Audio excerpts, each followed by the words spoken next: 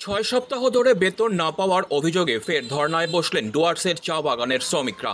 রবিবার বানারহাট ব্লকের চুনাভাটি ও নিউ ডুয়ার্স চা বাগানে এই ধর্না কর্মসূচি পালিত হয়।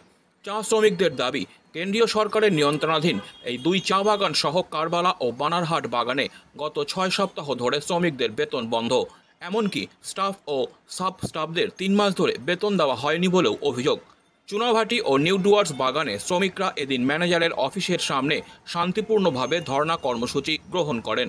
শ্রমিকদের পক্ষ থেকে জানানো হয়েছে, এই অবস্থার পরিবর্তন না হলে আগামী সোমবার থেকে কেন্দ্রীয় নিয়ন্ত্রণাধীন 4টি চা বাগানে লাগাতার ধর্নার ডাক দেওয়া হবে।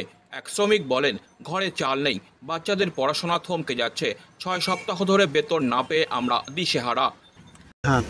तलब त पाएको छैन, त्यसको लागि कति महिना तलब हाम्रो पेमेन्ट यो हप्ता पेमेन्ट 6 हप्ता महिनाको 3 महिना त्यही पिएफ भयो अन्त यो साल छुट्टी त्यसको लागि।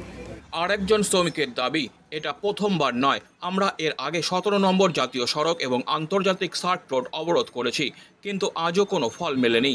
এবার যদি দ্রুত বেতন না দেওয়া হয় আমরা বৃহত্তর আন্দোলনে যাব। हम लोगों का यहाँ पे अभी हम लोग का 6 हफ्ता रनिंग चल रहा है और उसके बाद जो महीना वाला का पेमेंट है वो 3 महीना का रनिंग चल रहा है और बाकी बात हम लोग का ना पीएफ मिल रहा है, 2 साल से पीएफ जमा नहीं हो रहा है और जो रिटायरमेंट हुआ है उसका ग्रेड छुट्टी भी नहीं मिल रहा है और हम लोग का जो साल छुट्टी है वो भी नहीं मिल रहा है। इसलिए हम लोग धरना प्रदर्शन कर रहे हैं। ये कब तक धरना बैठेगा?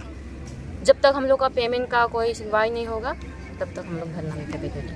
2 ঘন্টার ধর্নার শেষে আপাতত কর্মসূচি প্রত্যাহার করা হলেও শ্রমিকরা স্পষ্ট করে দিয়েছেন, দাবির প্রতি সরকারের দৃষ্টি না পড়লে আগামী দিনে আন্দোলন তীব্র হবে।